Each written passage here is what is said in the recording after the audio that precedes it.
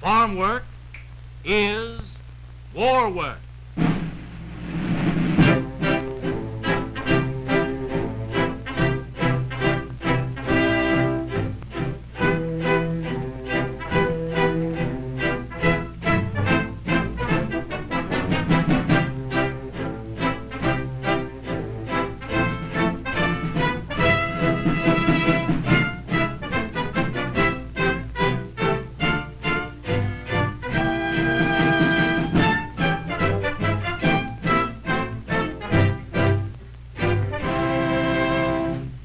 That first summer, they were just a handful.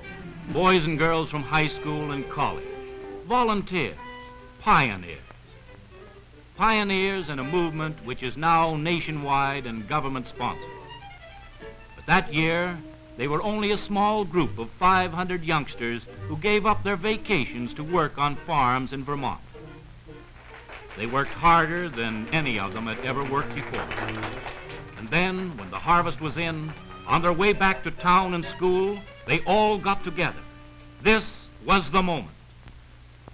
By the enterprising spirit with which he has served on the American land, by the determination with which he has performed hard and unaccustomed tasks, by his aid to increase production of the nation's crops in the first year of the war, Dick Shaw has, in the summer of 1942, proved himself a worthy member of the Volunteer Land Corps. Yes, that's me, Dick Shaw. I want to tell you my story so you'll see what it's like to go from the city to the farm where you're greener than the grass you cut. It was one of those slow trains that stop at every wood pile. There were a whole bunch of fellows and girls on the same train. I gathered they were all going to work on farms. So other fellows had the same idea, I thought. I'd just seen an ad in some small-town newspaper and answered it. Farming seemed to me the only way I could get my lick in and show my brother Tom that dropping bombs on Hitler wasn't the only thing the Shaw family could do to win the war.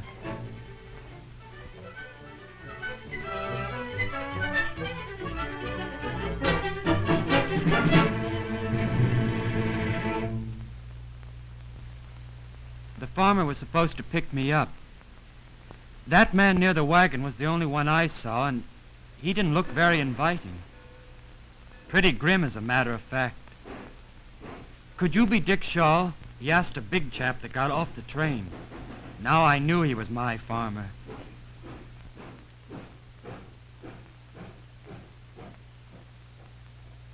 I never felt so alone in all my life. "I'm Dick Shaw," I said, and he only said, "I thought I'd get a bigger one." It wasn't what you'd call a warm reception.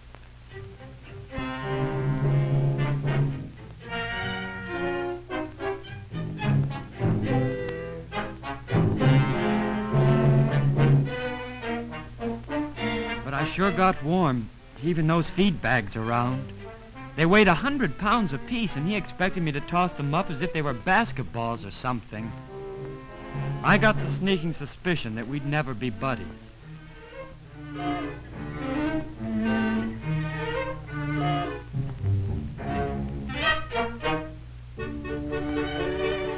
I tried to get a word out of him, but no go. I kept telling myself that it didn't make any difference even if I was 5 inches shorter than he'd expected me to be. I'd show him.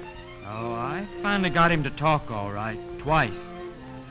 When I said, "You've got a nice pig," he thought a while and said, "She's a sow."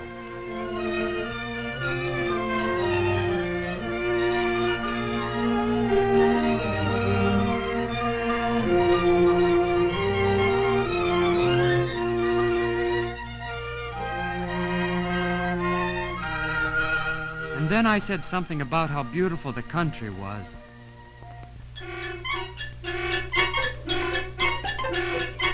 I don't know what he said, but it wasn't much. At any rate, at that point, I gave up trying to make conversation.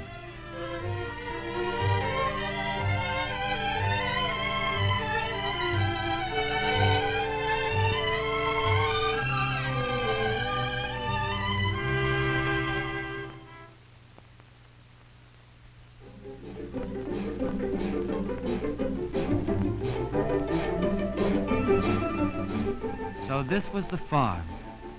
And this was my first day as a farmer.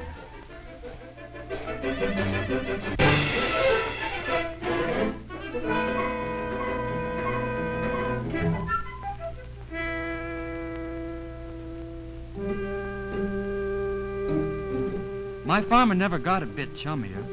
He just expected me to know my way around, by instinct, I guess, because he never bothered to show me.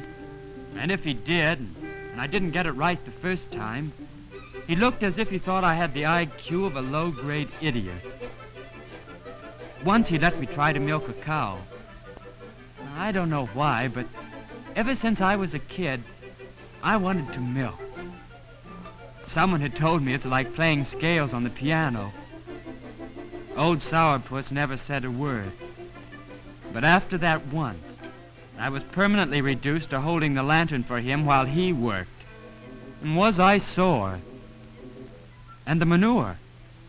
Oh, it was important, and I knew what you did with it. But I definitely didn't know there was so much of it. And it was such hard work.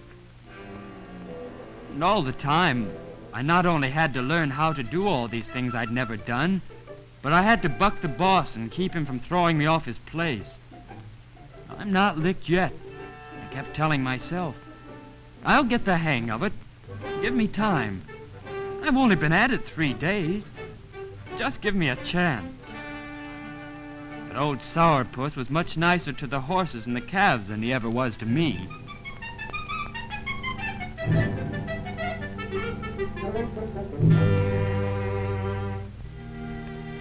I was so worked up about the whole business, I just didn't have any appetite. I decided I was going to show them. I was going to show them that I could milk, that all I needed was a little practice, and I'd be as good as the next guy. Dinner didn't taste so good anyway.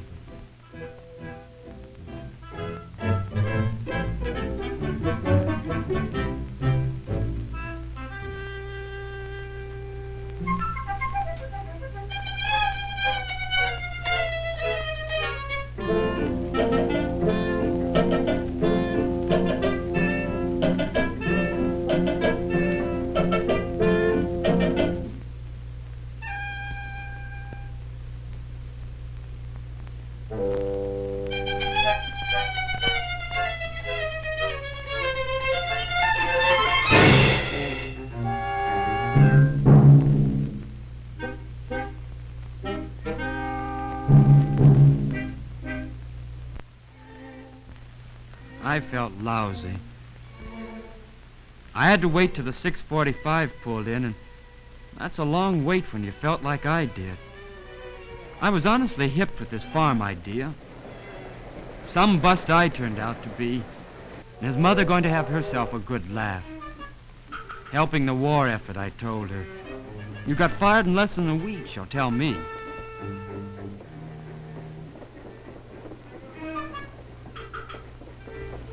The station agent was saying something about the Land Corps.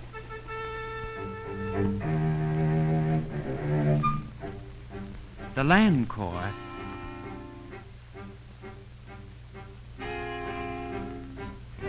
Hold this bag for me.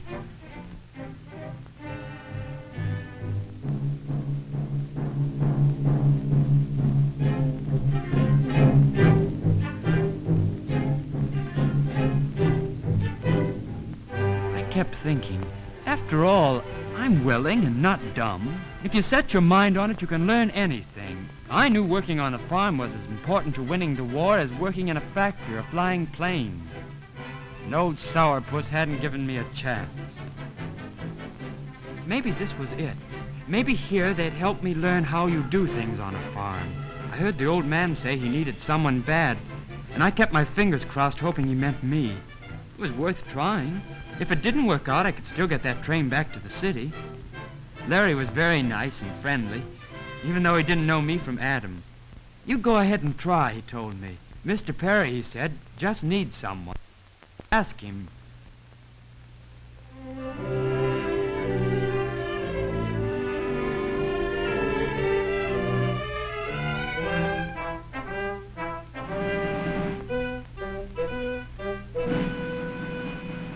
first thing I heard was that the milking machine had broken down.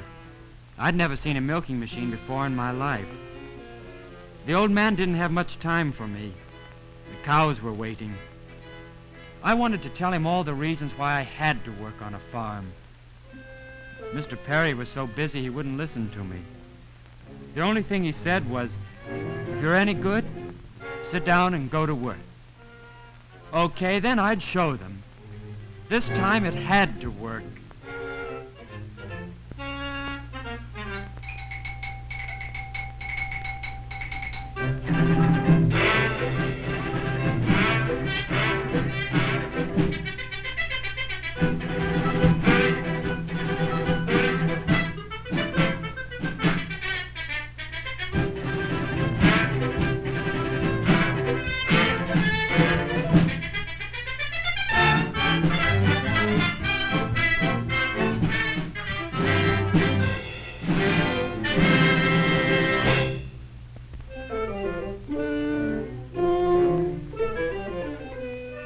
That first day, I practically couldn't look at milk. I'd milk 3 cows, alone, all by myself. And I couldn't eat. I was tired, and I didn't feel yet that I belonged. It's like that at first.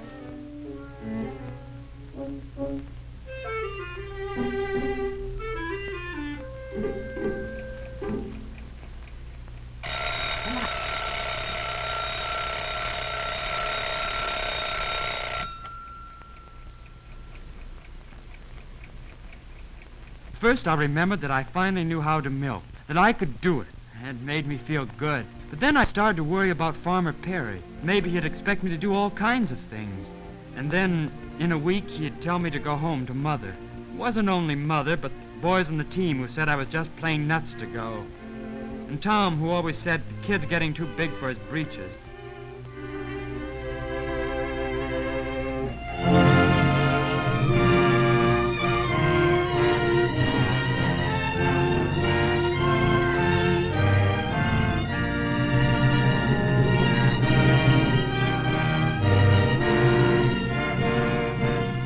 You have no idea how strange it is to grip a plow for the first time. The wonderful feeling it gives you. You've got to be steady on your feet, and you've got to have foresight to see the next furrow ahead and try to cut it clean. Uncle Perry turned out to be a prince, master of his little kingdom and the land he loved. He understood boys and knew you couldn't learn to run a plow on the sidewalks of the city. So he taught us, me and Barbara, how to plow. She had a feeling for farm work, picked it up right away.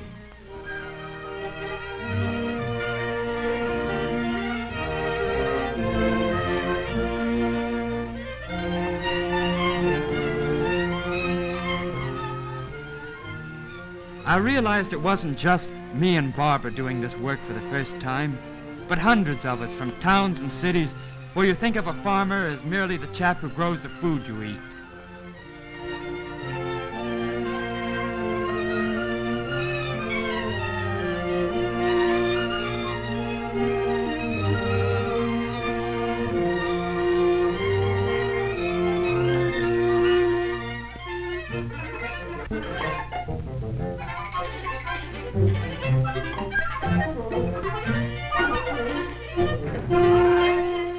Yes, hundreds of boys and girls, not just in Vermont, but in every state of the Union, harvesting for the first time.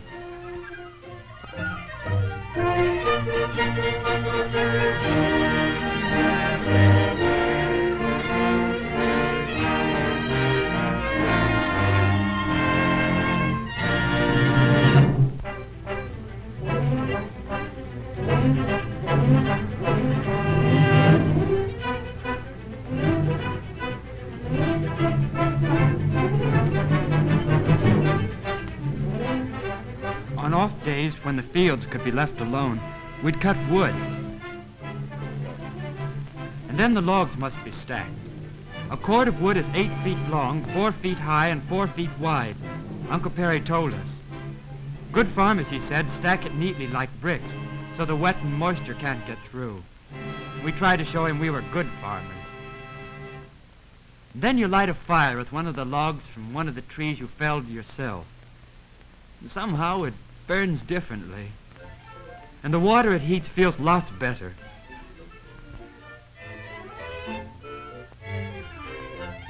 And that card from Jack saying he wanted me to come and play golf with him. Chasing a ball when there's a war to be won and a man's work to do. Next year, I thought, I'll make Jack come up here with me. So, instead of answering him, I decided to send him some snapshots. They weren't very good, and I couldn't make up my mind which to send. Because I took most of them myself. We had an awful lot of fun. First, me working. Well, maybe working isn't quite the name for it. And then, Barbara. She's beautiful, isn't she? This was the cow that made history. She's the first one I ever milked. This is my first boss. I don't know why I ever wasted a film on him. This was taking at Thompson's Corners, at the barn dance. That's me over there and back. This is the time we went to the county fair. The fair's over there, to the right. And then we had some amateur tumbling. Some of the boys were real good, too. This is the 4-H Club Orchestra. And this, Uncle Perry took of us one Sunday after church.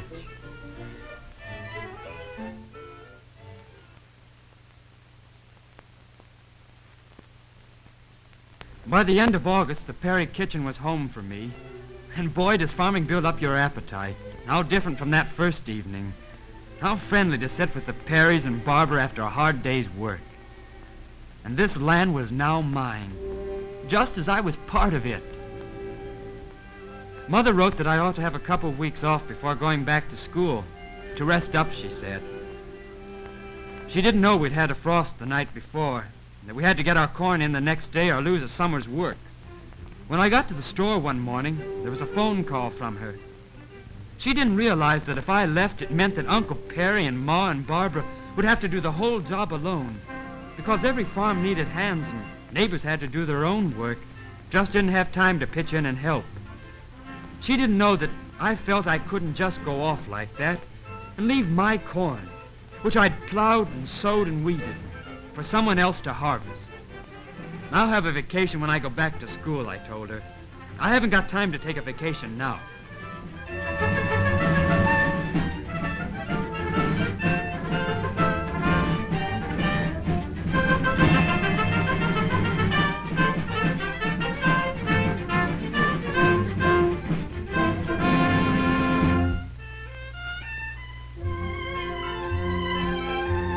Frost hadn't been heavy.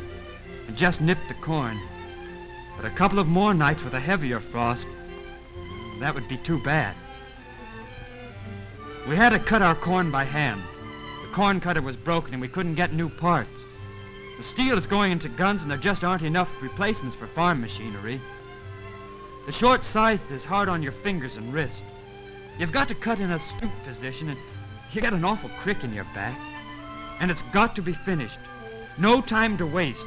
Heavier frosts are coming and they could ruin our rich golden corn.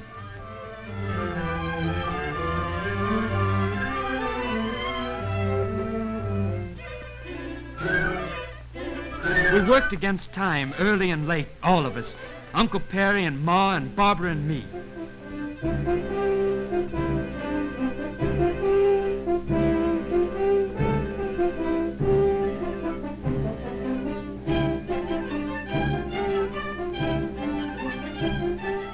Then Barbara fed the corn into the chopper, where all the leaves and kernels are ground to a wet mash, and blown into the silo stored for cattle feed during the winter.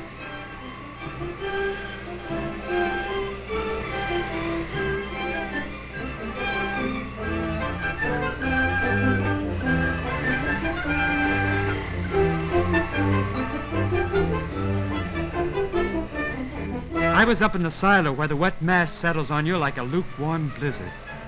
Gets into your hair, your eyes, and up your nose. You can't see and you can't breathe, and it just keeps coming down on you as if it'll never stop.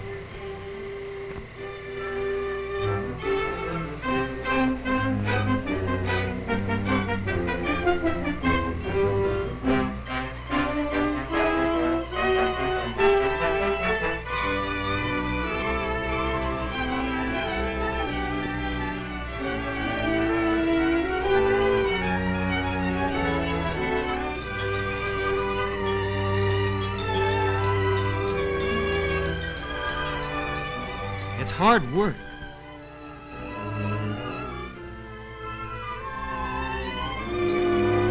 Yes, it's hard work, some of it, but it's worthwhile.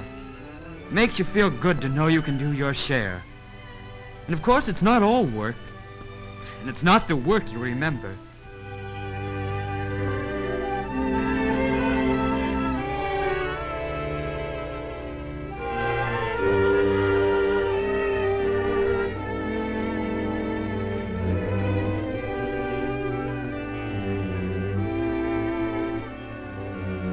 It's the joy of living on the land.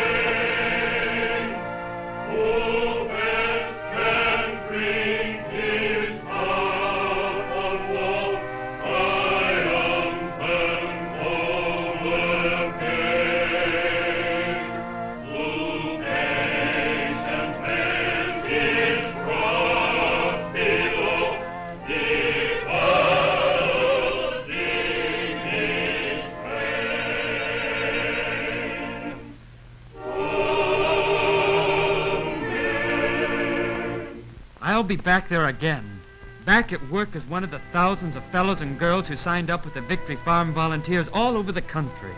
I'll be back because I know now what America really means. No, only the beginning of Uncle Sam's long road to victory. He needs the Army, needs the Navy, needs the Marine Corps, needs the Air Corps, needs the Tank Corps, and he needs the U.S. Crop Corps. Join the Victory Farm Volunteer. Join now. See your school principal or ask your county agent.